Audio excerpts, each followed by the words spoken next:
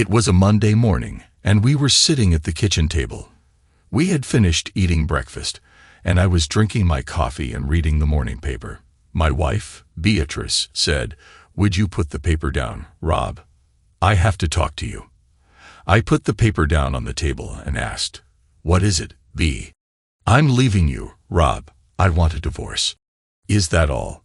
I picked the paper back up and started reading the sports section. "I'm serious, Rob." I ignored her, and she got agitated. "Darn it, Rob, put that paper down and talk to me." "Why?" "I've got nothing to say except goodbye. It isn't any great loss. You haven't been a good wife for over a year anyway, so go." I put the paper down and said, "Give me just a second." I got up and went into the room that I used for a home office. I picked up a pad of paper and a pen from the top of my desk and got an envelope out of one of the drawers. I went back to the kitchen table, sat down, and on the top sheet of the pad, I wrote, "Tom, thank you, thank you, thank you, and thank God she's gone." I started to put it in the envelope, then had a thought. I took one of the lottery tickets I had purchased the previous evening out of my wallet and put it in the envelope. Then I added to my note, "Maybe if you get lucky and win, it will be enough to keep the cheating her satisfied with you, and she won't go out and cheat again. Good luck, dude. You're going to need it." I signed it. A very thankful Rob. I folded the page, put it into the envelope, sealed it, addressed it, and handed it to Beatrice. "When you see him, give him this." She took it, and with a shocked expression on her face, she said, "You know, just because you think I'm clueless doesn't make it so." On second thought, I took the envelope back from her. "I'll mail it to him. I don't trust you not to open it up, read it, and then throw it away. Now, why don't you go and pack and get out of my life? And since you're the one that wants to leave, you need to get out of the house ASAP. I'm not leaving. No way. Am I getting out just so you can move your lover in?" I got up, poured my coffee into a travel mug, topped it off, and left for work. On the way to work, I stopped at the bank, closed out the savings and checking accounts, and took the contents out of our safe deposit box. Then I went to a bank closer to work and opened new accounts in my name only. When I got to work, I called and canceled all of our joint credit cards and arranged for new cards in my name only. With that done, I tackled my day's workload. After work, I had dinner and drinks with my executive assistant and told her that I was back on the market if her sister was still interested.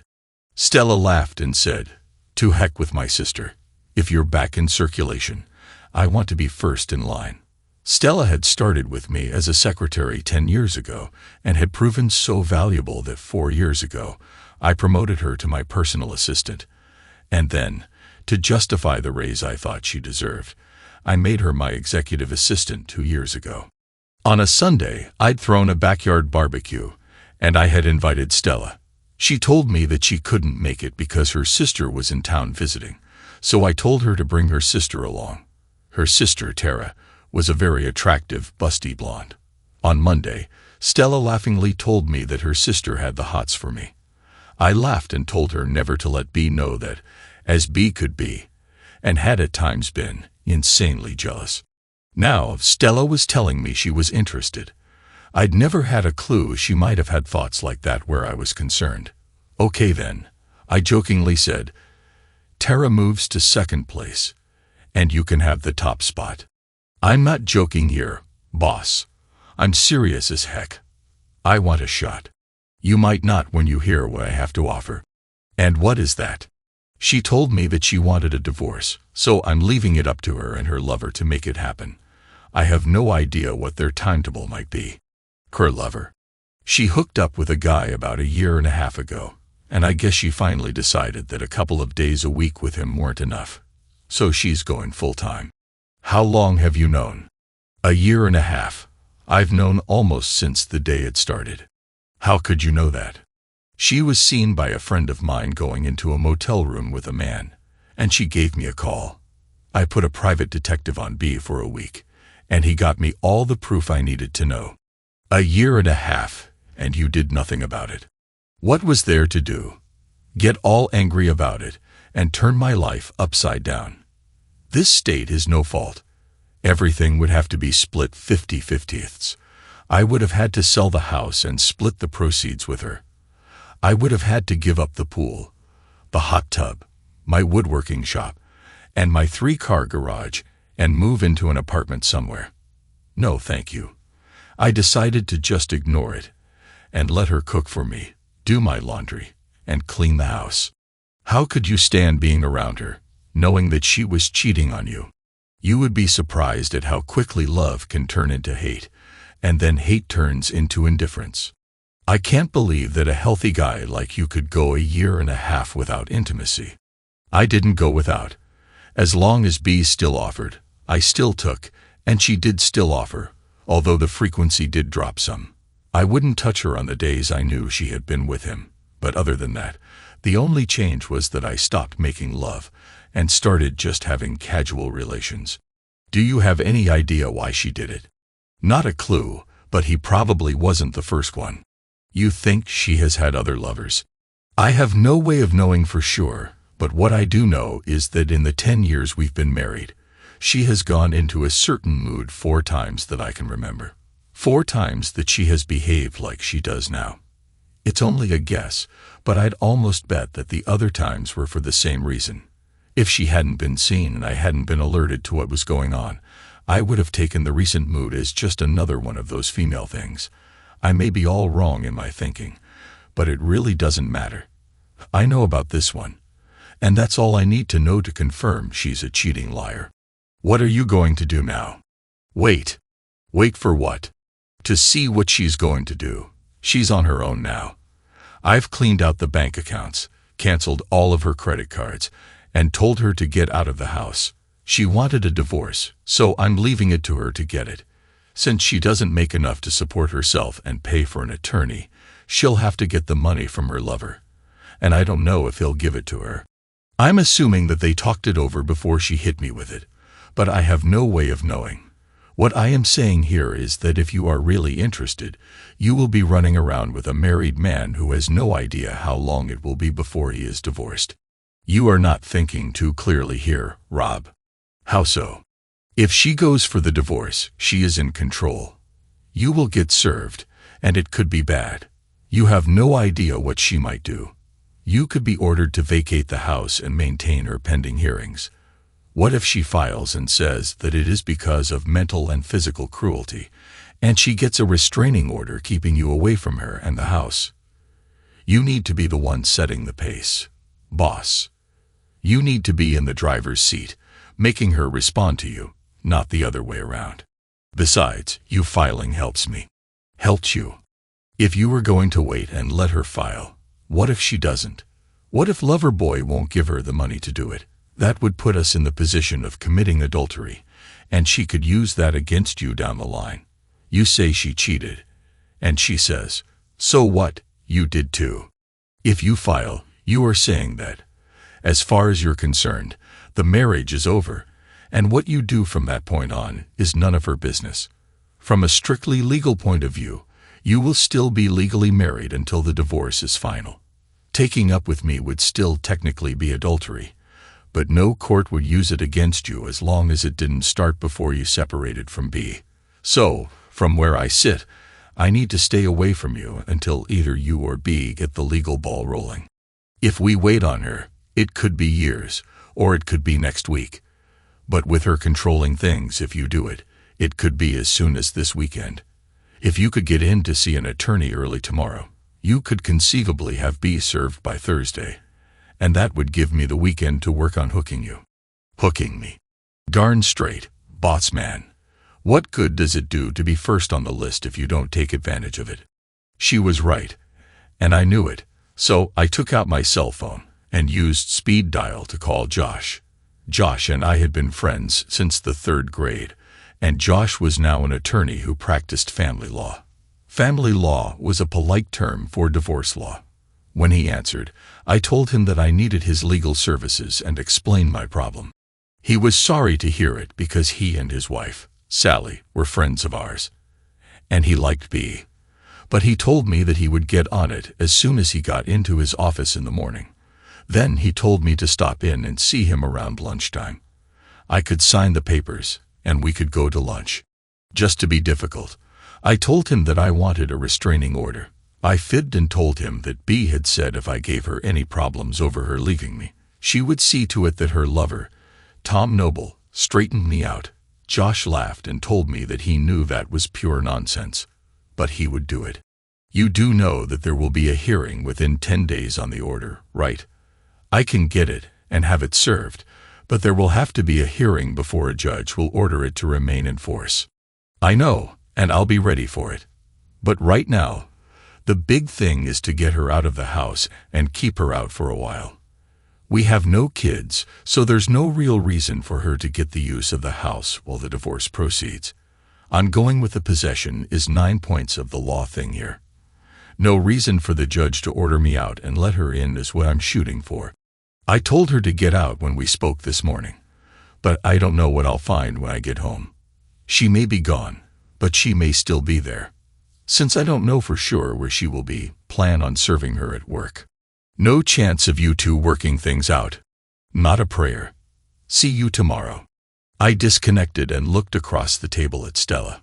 So, what do you have planned for me this weekend? She outlined her ideas, and they sounded pretty good to me.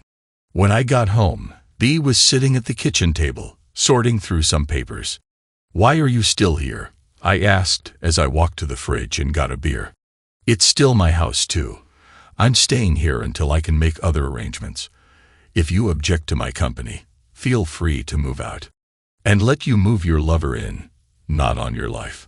You need to sit down so we can discuss what we are going to do. Don't think so. We aren't going to do anything. I know what I'm going to do. And I don't care what you are going to do. There are things that need to be worked out, Rob. No, there aren't. Beatrice, it's simple. You said that you wanted a divorce, so you get to go and get it. You get to hire the attorney, you get to file the paperwork, and you get to pay all the court costs. What I will do is fight you tooth and nail over every last little thing. We live in a no-fault state. Everything gets split 50-50ths, so decisions will have to be made over who gets what as part of their half. I will drag things out so your attorney fees just keep climbing and climbing. You do know that they don't work for free, right? You want the coffee table? Well, guess what? I want it too. You want the sofa? Too bad, B. It has great sentimental value to me. And I just have to have it. Why? You don't care about any of that stuff. You weren't even emotional when I told you that I wanted a divorce. All you did was tell me to pack and get out. That was before I had time to think about it. I said, taking a chance and looking her in the eye. I let you get away with it the first 3 times because you stayed. I loved you enough to keep quiet and keep you because you came back to me. She looked away when I mentioned the first 3 times, confirming what I had suspected. I continued, I don't know why I accepted it, but I did. I thought maybe I had done something that really upset you, and you felt you had to do it to get back at me. You eventually ended the affair, and I foolishly thought it was because you realized you loved me. So you came back to me. I looked down at the floor and felt the weight of it all.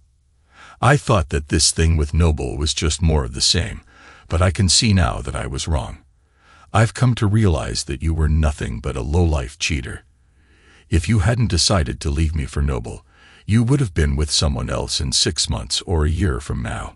After thinking about it, I decided that I had to get some sort of revenge. What I really want to do is take a thick belt and beat your rear end so bad it would break the skin and have you bleeding on the floor, but that would only send me to jail. The only thing I can do that won't see me locked up is to make the divorce as difficult and costly as I can for you. You're right. This is also your house, and if you choose to stay, outside of physically tossing you out and probably involving the cops, I have to let you be here. But I don't have to like it, and I don't have to interact with you. Move into one of the spare bedrooms and stay out of my way. I finished my beer and went up to what had been our bedroom to get ready for bed. I thought I'd accomplished what I set out to do. I'd given her things to think about, and she would need to talk things over with Noble and make decisions, which would take time. Time that Josh could use to get her served with the restraining order. I could be wrong. B may have already seen a lawyer, and papers might already be heading my way. But I didn't think that was the case. I had gotten the balances when I canceled the credit cards, and they were about what I had expected. When I took the cash out of the bank, it was pretty much what I thought it should be. If she had seen a lawyer, she hadn't used our money to pay him. Of course, Noble could be footing the bill. All I could do was wait and hope that Josh got his order in first. I was up and out of the house before B came out of whichever of the 2 spare bedrooms she had chosen to use. I stopped at the B&B cafe for breakfast, and as I sipped my coffee, I made a list of who to call as soon as B was served. I was not going to let her make me the bad guy. I would tell everyone about the divorce, and I would tell them why. At work, Stella told me she was really looking forward to the weekend, and I found myself hoping it would happen. I met Josh for lunch, and he slid the papers across the table. I signed them. He said he would go to the city-county building after lunch to file them. "You still want her served at work?" Josh asked. "Darn straight I do. Figure tomorrow around 10. Call me as soon as it happens. I want the locks on the house changed before she can get home." I went back to work and made arrangements to take the next day off. Before I left the office, I called the locksmith and made arrangements for quick service the next day. It cost me a bit extra, but I felt it was worth it.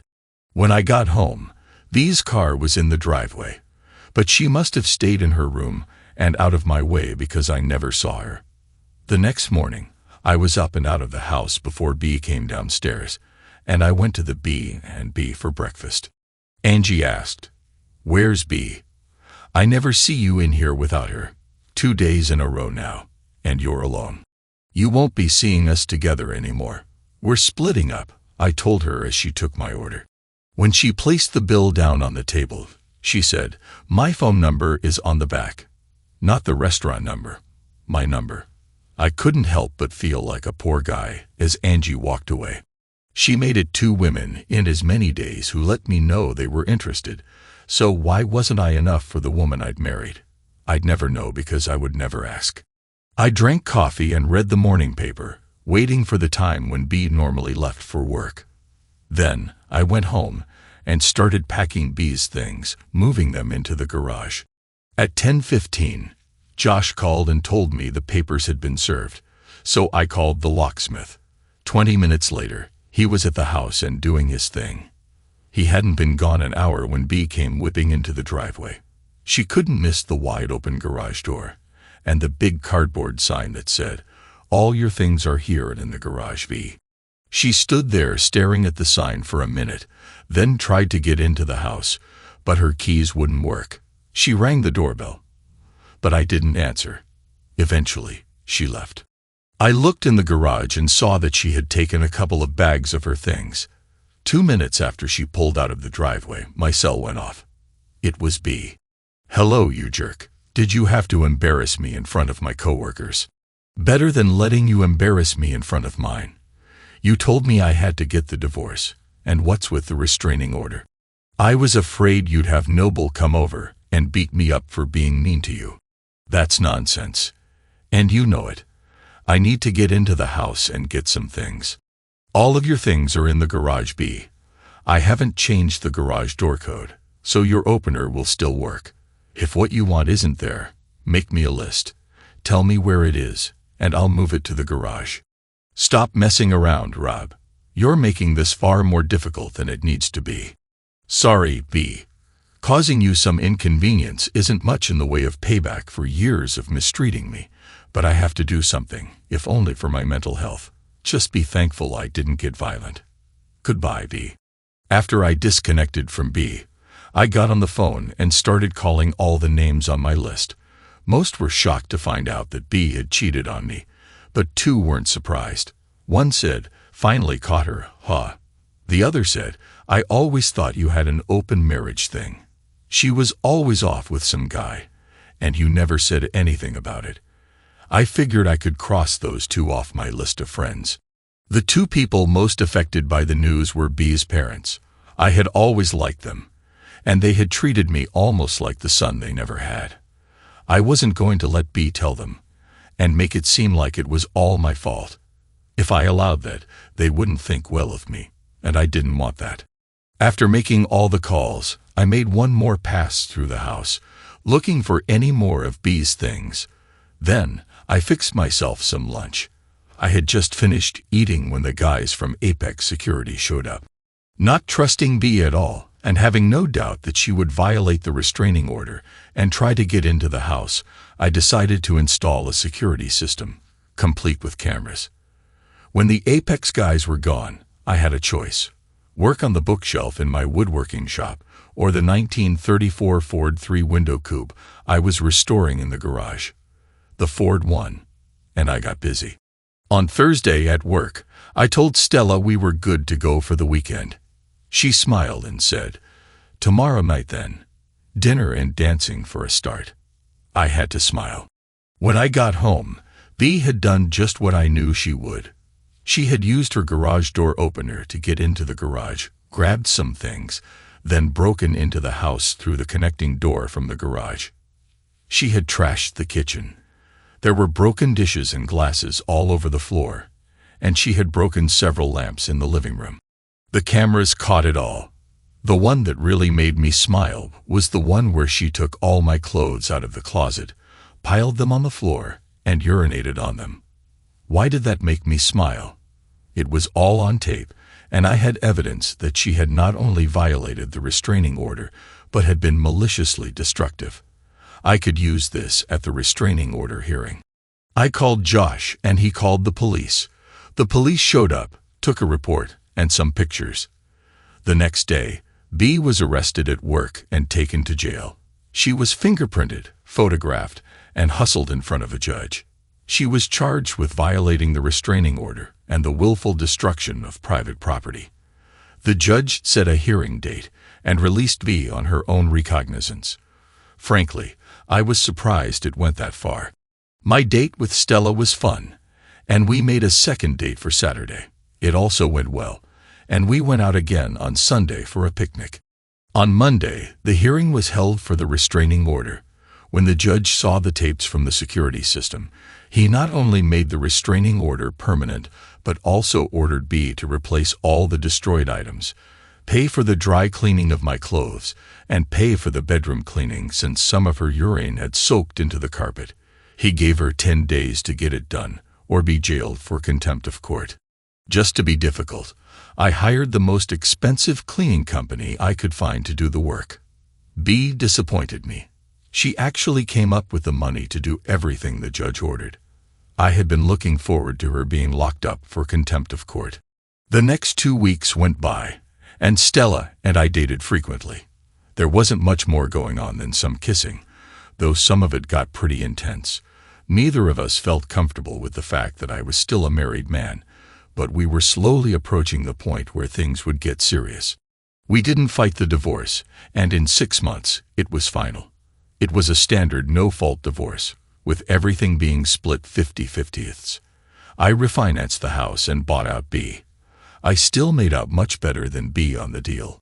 I had been putting money aside in a separate account to pay for a surprise around-the-world trip for our 20th anniversary. Since she didn't know about it, I didn't give her a dime of it. She also didn't know about the last 2 certificates of deposit I had put into the safe deposit box. I had bought them with my last 2 bonus checks. I had one more small victory.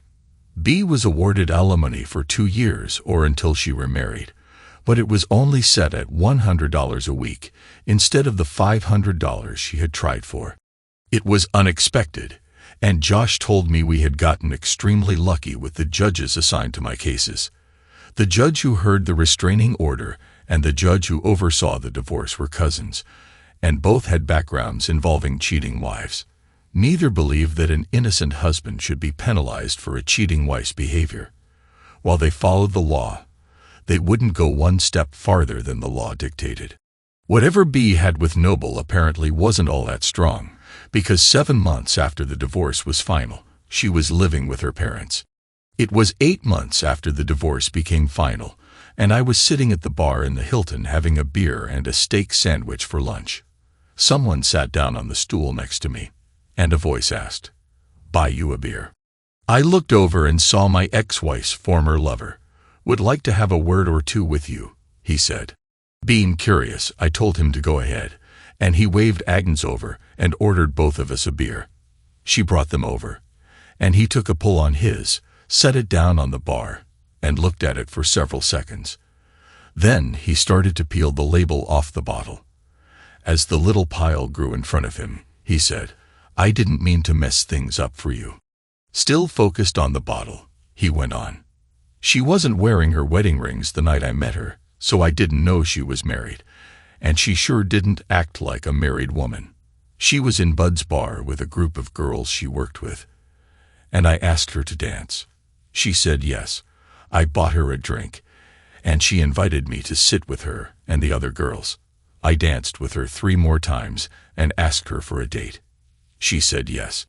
I fell for her big time, and inside a month, we were seeing each other whenever we could. At first, we had to use motels because I was sharing an apartment with 2 roommates, and one of them was always around. We couldn't use her place because she said she was living with her mother, who was sick. She said that's why we couldn't get together more often. She had to take care of her mother, and could only go out when someone else was available to watch her. I finally got my own apartment so we wouldn't have to use motels anymore. Even though we couldn't meet regularly, I had fallen in love with her and was about to ask her to marry me. I was going to buy a house big enough for us and her mother, but before I could pop the question, a guy I know asked me why I was messing around with a cheater. I was all set to whip his behind when he told me that B was married and had been cheating on her husband. It wasn't the first time either. Seems 2 years earlier, she had been cheating on you with his brother. When his brother found out she was married, he broke up with her. I was still having trouble believing it when I got your letter. I sat on it for a week before I confronted her. She broke down crying, telling me she didn't love you, that you were an abusive drunk, and that you had threatened her. She said you'd hunt her down if she left, but I had already done some checking and knew she was lying. After that, all thoughts of marrying her were gone. She was good company, though, and you had kicked her out, so I let her move in with me. As long as she was willing to stay around, things were fine, but when the divorce was final and she started talking about marriage, I shot her down. My parents split up because my mom cheated on my dad. She remarried and then cheated on her new husband, too. I am a firm believer in the saying, once a cheater, always a cheater. I told B as much. I told her we could be friends with benefits, but that was as far as I was willing to go. About 3 weeks after I told her that, I came home from work and found she was gone. He took another pull on his beer and said, "Rumor has it you knew all along that she and I were together. Why didn't you divorce her sooner? You said it yourself. She was really good in bed," I replied. "I figured to heck with it, just let things be. I'd get the benefits of a relationship, cooking, cleaning, and laundry, without the headache. Things would probably still be that way if she hadn't told me she wanted a divorce." He took another pull on his beer and said, "I never thought I'd say this, let alone to you, but I missed having her in my bed." He finished his beer, stood up, took something out of his pocket, and slid it over to me. "What's that?" I asked. "That lottery ticket you gave me. It was a winner.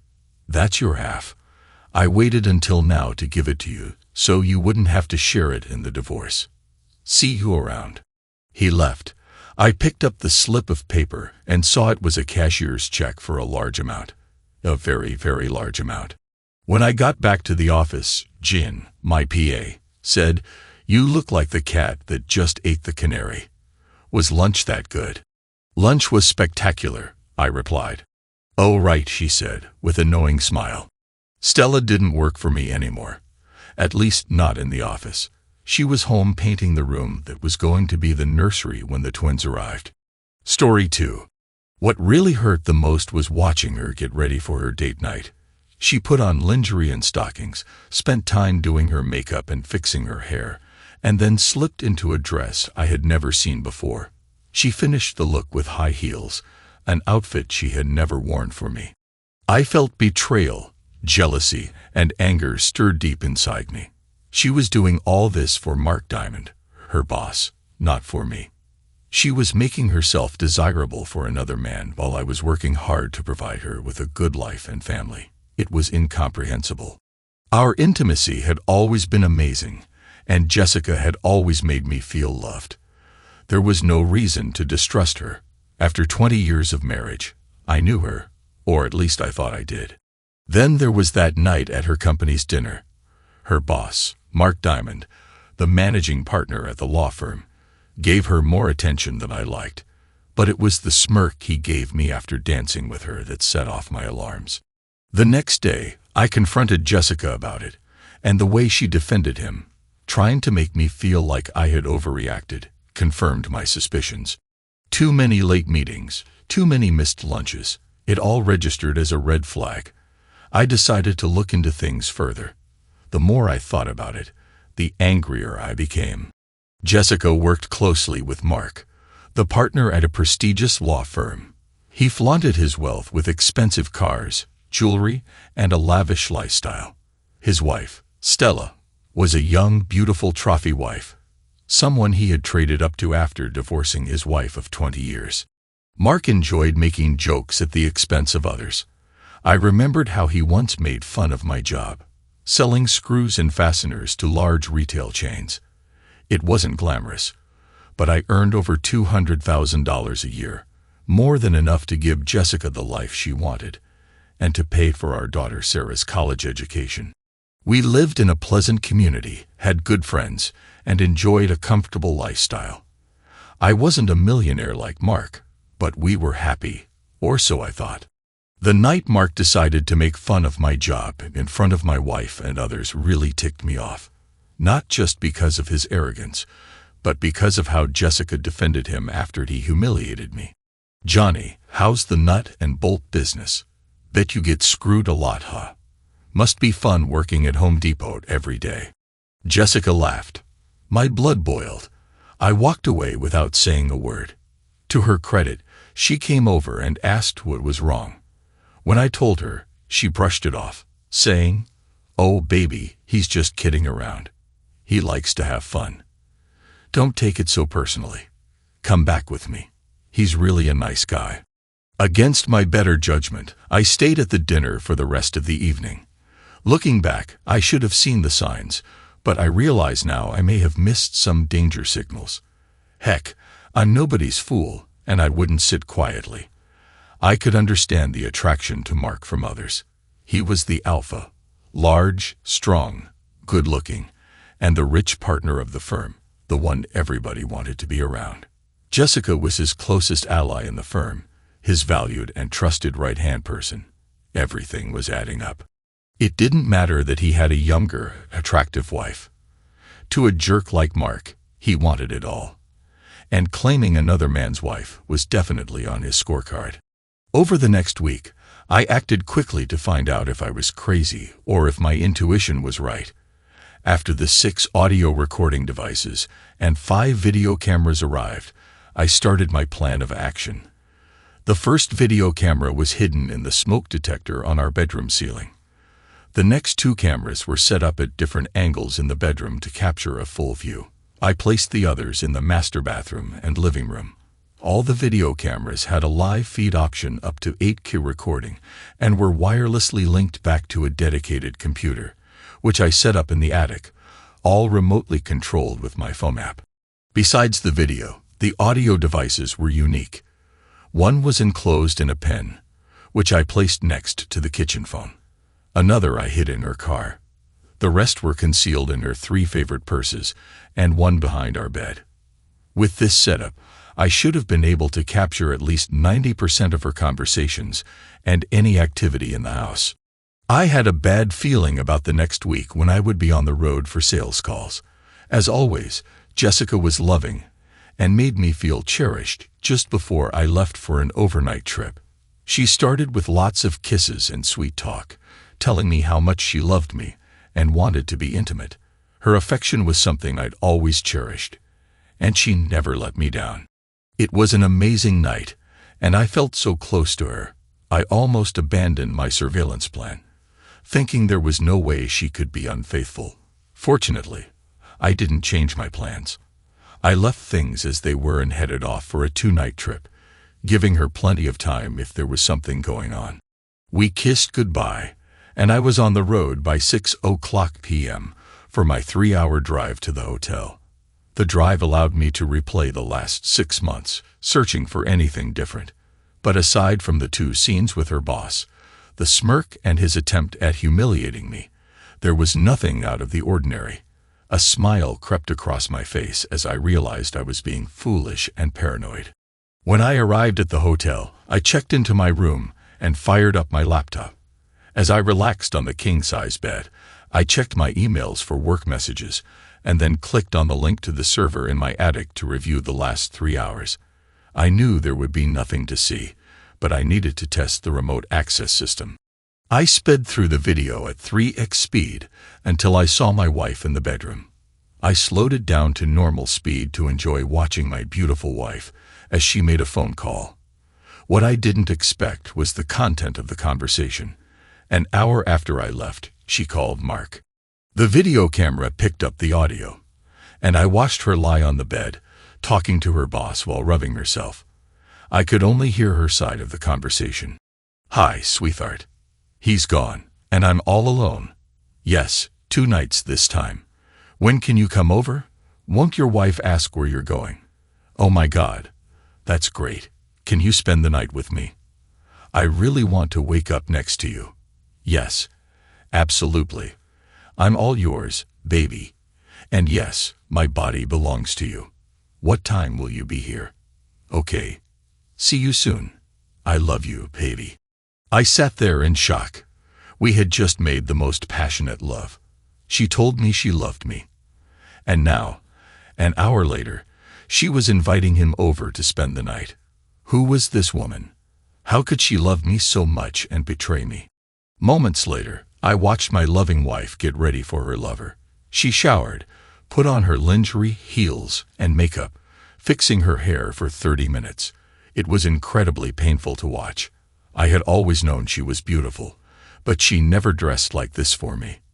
Anger and jealousy raged through me as I realized she was doing all this for Mark. I found it too hard to believe. Was Mark really coming over tonight, or was this just a misunderstanding? That question was answered a few minutes later when the doorbell rang, and I watched Mark enter my house and give Jessica a hard kiss, right in front of the video camera. "Wow, baby, you look amazing in that dress. I can't wait to take it off you and make love to you all night," he said as he looked her up and down with a smile. The exchange between them angered me, but the real pain hit when I watched her lead him up to our bedroom. The hurt grew as I watched her undress him, his smug smile never fading. He was a big man, with a strong body and 6-pack abs. I watched, consumed by jealousy, rage, and anger. Jessica dropped to her knees and performed for him, doing things she had never done for me. My head was spinning, and I was dizzy with rage and hate for this man. After a second round of throwing up in the wastebasket, I listened to them talk after they were done. Mark started the conversation, lying next to her in bed. "So the little cuckold is gone for a few nights. Good. You're mine for the next 2 days. I'm so happy we can spend the night together. Be nice, Mark. I love him. He's a good man," Jessica replied. "Then why do you let me sleep with you?" "Because you're the sexiest man I know. I love the way you make me feel." That part really hurt because that love he was talking about was only supposed to be for me. But now I realized she shared her love with another man. I continued to listen and watch them cuddle, kiss, and talk. "Does your husband satisfy you like I do?" Mark asked. "He's a wonderful lover. But no, not like you. You do things to me I can't explain," Jessica replied. I sat there, sad and hurt, with a deep feeling of loss. I shut the computer and couldn't listen to any more of this betrayal in my own house and bed. After several hours of not sleeping and dealing with my anger, I knew there was a great deal of pain and revenge in my future. When I came back home, all was normal, total love and respect, as if nothing had happened. Jessica welcomed me with a big hug and lots of kisses, acting like everything was fine. But instead of feeling love for her, I now felt repulsion and flinched at her touch. I put on a great act, behaving as normal as I could. I gathered all the recordings and videos, made copies to the cloud as a backup, and created an encrypted file on my PC. For the next 2 weeks, I made sure every second of Jessica's time was accounted for. I kept her busy, giving them no opportunity for a quick encounter or late-night meeting. She even asked me when my next trip was planned, clearly eager for me to leave. One morning, I listened to her conversation while she drove to work. "When is your husband going out of town again?" Mark asked. "I need your love," Jessica replied. "Not sure, but I'll find out. It should be soon, baby." With that knowledge, I planned a one-night trip to make sure he came over while I was gone. The plan was taking shape. That same night, while watching a movie on TV, my cheating wife asked, "Honey, when's your next trip?" I tried to hold back my anger and replied, "Sweetheart, are you trying to get rid of me? Do you have a secret lover that comes over when I'm gone?" I laughed, pretending to joke. She didn't miss a beat and showed no signs of guilt. "Don't be silly. I love having you at home. I was just wondering if your traveling has slowed down." "No, sorry, sweetheart. The job still requires me to travel. Yes, next Tuesday, I have an overnight trip planned. I'll be back sometime on Wednesday." She responded convincingly, "I hate when you leave. I miss you so much when you're gone." Then she hugged me, gave me a big kiss, and made me feel more love than I could explain. When I realized she was giving this same love to another man, I wanted to scream and throw her out, but I kept my facade, knowing the next week would bring my plan into action. Tuesday, I packed for my trip. Jessica and I had our final intimate session. After that night, there would be no more us. She gave me a wonderful kiss before I left, and I wondered if she noticed the sadness in my eyes as I looked at her for the last time. Her facial expression changed, but I wasn't sure what she was thinking. Showtime. Instead of driving out of town, I drove back to my office and parked my car. I then went back to my desk to work late, which wasn't unusual. The few people who were there never questioned my presence. Around 7:30, the video camera in my home activated when Mark entered, giving my future ex-wife another loving kiss. It was showtime. After switching off the video camera with my phone app, I placed my cell phone in my desk drawer, not wanting the GPS to track my movements. Quietly, I left the office, took out the folding electric bike from my trunk, and put on a black hoodie. I looked around to make sure no one noticed me and began the 12-mile ride back to my house. The electric bike allowed me to move stealthily and get back home unnoticed. I parked the bike at the back of the house and entered through the rear sliding door, which I had rigged to remain open. Inside, I stood silently, making sure I wasn't discovered. I listened to the sounds coming from the bedroom. Once I confirmed they were engaged, I retrieved the short-barreled shotgun and aluminum bat I had hidden earlier and carried them to the bedroom. I gently placed the shotgun against the wall outside the bedroom, held the bat, and quietly opened the door. They were making so much noise that they didn't hear or see me as I walked the short distance to the bed. Jessica was on her back, her legs wrapped around his large body. He was taking what was promised only to me. I didn't hesitate. I took a solid swing to the side of his head. The blunt sound of metal hitting flesh was only overtaken by the thud of the 250-pound man hitting the floor. While he fell, I grabbed the shotgun and switched on the lights. Jessica, stunned and in shock, screamed, "Oh God, no, please no, this can't be happening. Why are you here? You're supposed to be away." "Well, why are you with another man in my bed?" I replied. "Now shut up and pay attention." The big man was semi-conscious, sitting against the wall, blood running down from the 6-inch gash the bat had caused. As he regained consciousness, He looked at me, confused. That hurt, man. Why did you do that? He mumbled. Are you kidding? You're with my wife in my bed, and you don't think I'd react. What are you going to do? He asked nervously, glancing at the gun I had pointed at him. Are you scared? You should be. I know you've been fooling around behind my back, and tonight is payback. I'm going to kill you, Mark. Tonight. It's over. I taunted. I continued, everything you've worked for will be gone, all for a few cheap thrills. I hope it was worth it. Man, if you kill me, you'll go to jail for the rest of your life. He stammered.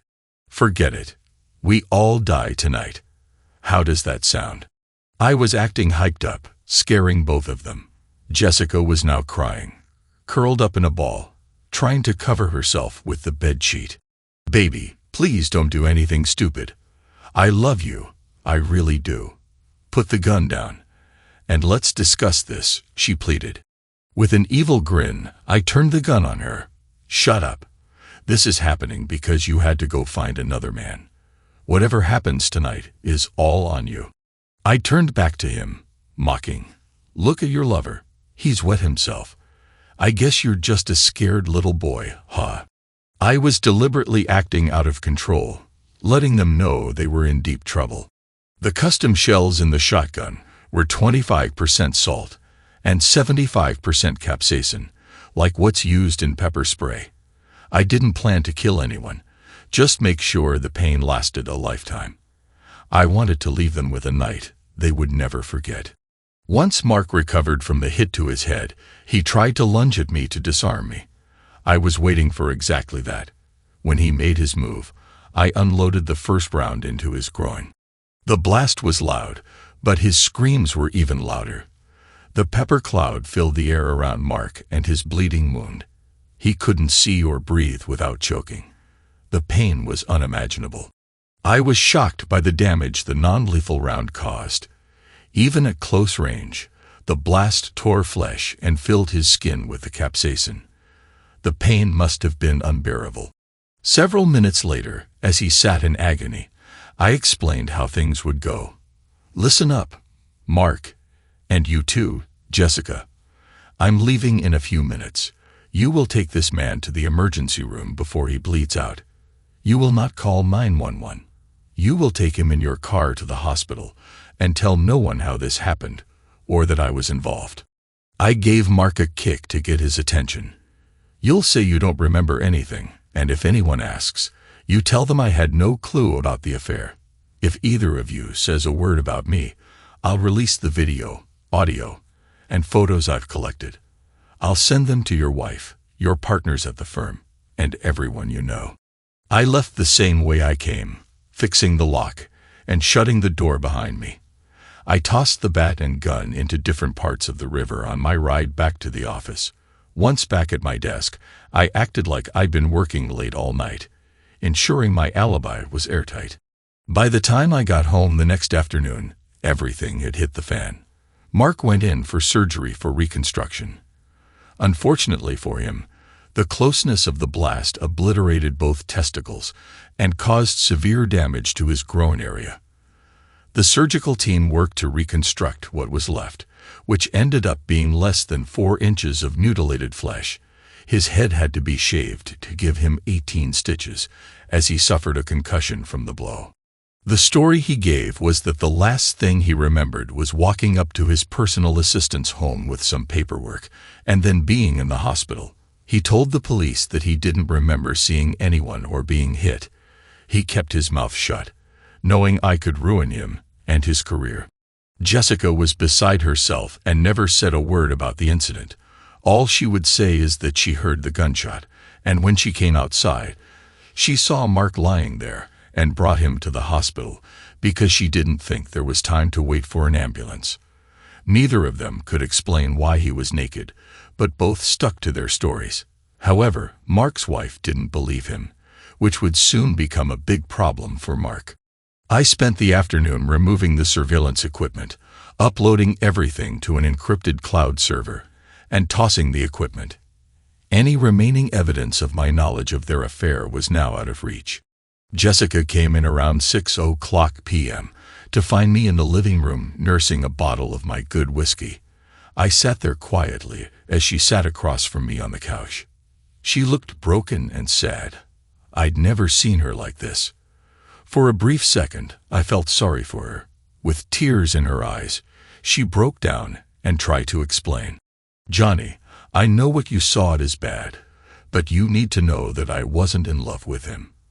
I know what it looked like and what I said, and that must have hurt, but you know me. After intimacy, I need a connection. I said those things with you in my heart. Everything was for you, baby. Whenever you left, I hated being alone, and Mark was able to keep me company. Yes, it became sexual, but it was only sex. You have to believe me." My mouth was open wide in amazement at the incomprehensible excuse she laid out. Apparently, she was with him while thinking of me. So many questions and so little trust. "Jessica, I listened to your explanation, but I'll never get the sight of you with him out of my head. And even though you said those words of love were for me, I can't help but believe they were for Mark. It's over, Jessica. 20 wonderful years are over because of your boss and your adultery. We will both have to live with your actions for the rest of our lives. Thank you for the pain and misery you've given me. I'll treasure it always," I said sarcastically. "What do we do now?" she asked as tears fell from her face. "Well, you and I are done. I'll never understand how you did what you did to me or why. I'll have to live with that forever. There's no way I can ever forgive what you've done. But I'll keep my promise and not reveal your infidelity. Sarah and your parents will never know. I'll let you explain why we're getting divorced. But I warn you, do not make me the bad guy. If you do, it won't end well. And I'll make sure everyone knows the truth. I'm putting the house up for sale, and you need to find a place to stay. Since you're the one who ruined things, you need to move out. I'm not asking. That's what you will do. Let me know where you want the divorce papers sent. Sign them, and don't fight the divorce, or it will be painful for you and your boyfriend." Crying into her hands, she tried to speak. "He's not my boyfriend, and I don't love him. Can't we work this out? Is there anything we can do? I know it's too late after what I've done, but I can't live without you, and I'll do anything to keep us together.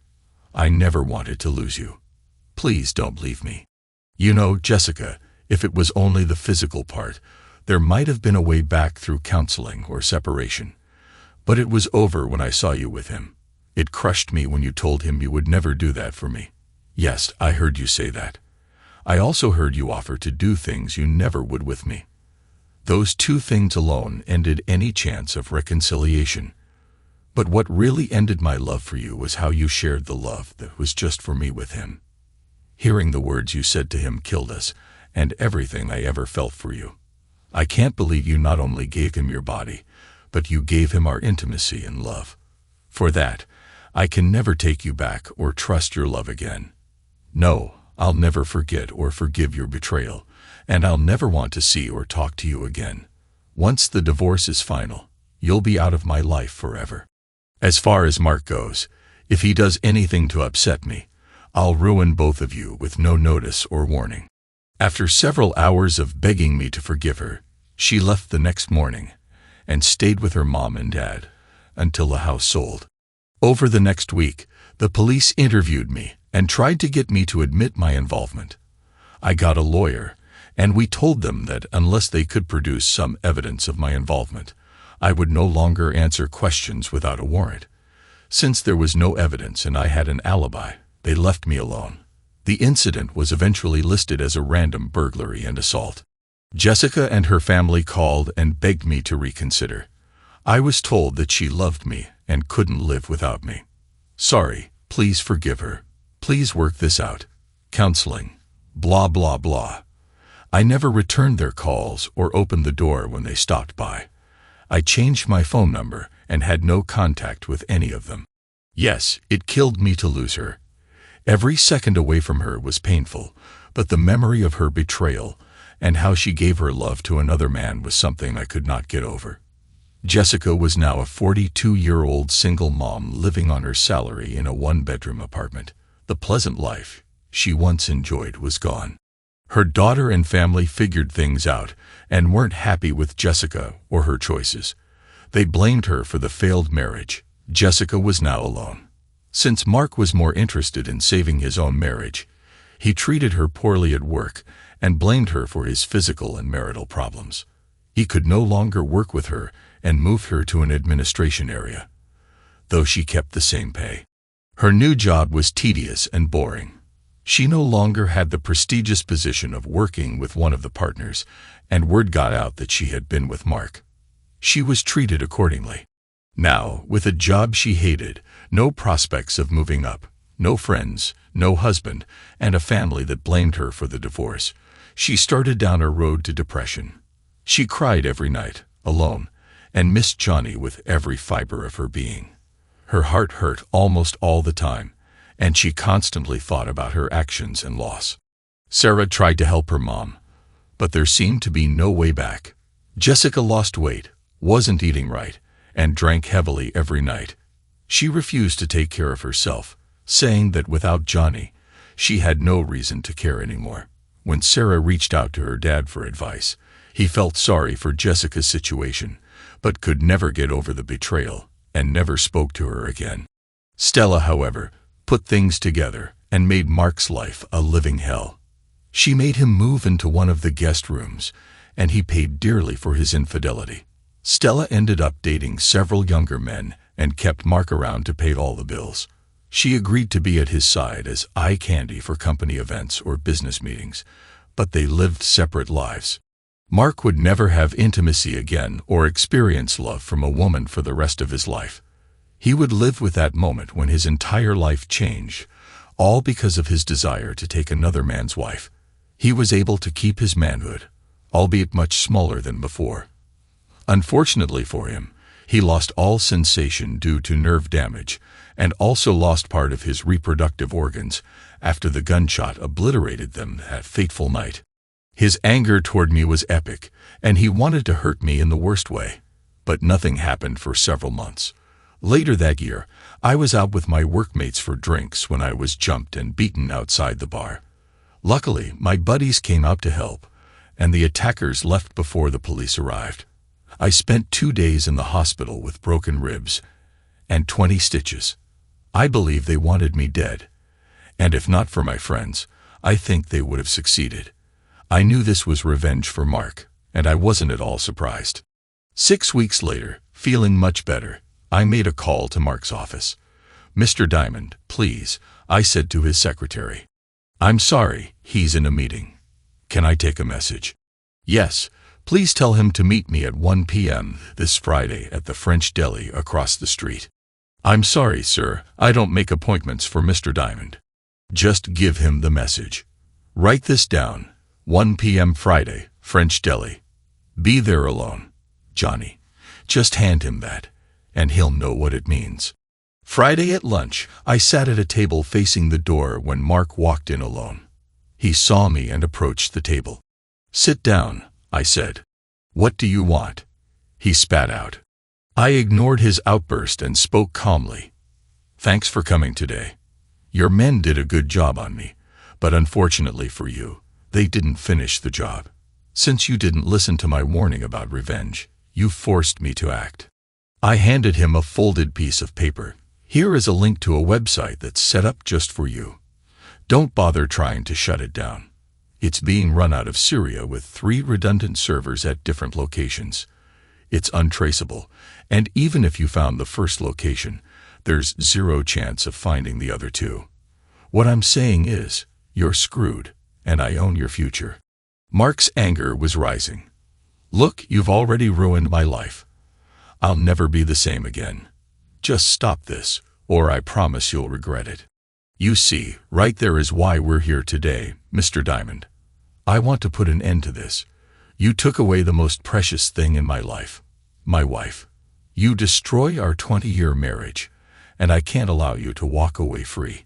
I'll take the risk of whatever happens, but I intend to get my revenge for the beating your men gave me." "Okay, settle down. What do you want for this to go away? 2 things, non-negotiable. You will stop any revenge on me or anyone I know, including Jessica. You will deposit $1 million into this account by the end of the day Friday. If the funds aren't there by 9:00 p.m., I'm taking you down. I know what you're worth, and I know what I can get in a lawsuit. Consider this a gift. And if I agree, how do I know you won't destroy me anyway? You won't. I'm a man of my word, and you'll have to trust me. If you don't do this, there's a 100% chance this site will be famous by Saturday morning. By the way, do you know how I found out about your affair with my wife? No, I was wondering about that. At your last company dinner, I caught your arrogant smirk after you danced with my wife. That smirk set off alarms and caused me to investigate. You were one of the cockiest men I've ever met, and I hope you suffer for the rest of your life for what you've done to my marriage. The money was transferred. We sold the house and split the assets. Jessica would have enough funds to live a comfortable life, as long as she continued to work or found another husband. Mark kept her employed as part of our deal, but they were never intimate again. Jessica never remarried, rarely dated, and lived with the pain she caused both men. She lost her marriage and the love of the man she wanted to be with for the rest of her life. In the end, she ended up alone and depressed. She died before her 50th birthday, a broken, sad woman. Only her daughter Sarah attended the ceremonial spreading of her ashes. Johnny continued to work for a few more years and retired to a small oceanfront town. He married a pleasant woman who pleased him mentally and emotionally, but he was never able to replace the special love that only Jessica could give him. They never spoke again, and he only heard about her from Sarah, who he adored. They talked every day and stayed close, but Sarah rarely brought up her mom because she knew her dad still loved her and didn't want to bring back the pain. Her death saddened him, but it also brought some final closure to the deep hurt he kept locked away. At a coffee shop this morning, I read a sign and reflected on my life. We think we want sex. It's not always about sex. It's intimacy we want, to be touched, looked at, admired, smiled at, to laugh with someone, to feel safe, to feel like someone's really got you. That is what we crave. Thanks to everyone who took the time to listen to today's stories. If you enjoyed it, please consider liking and subscribing if you haven't already. Feel free to share your thoughts on the events in the comments below. Take care.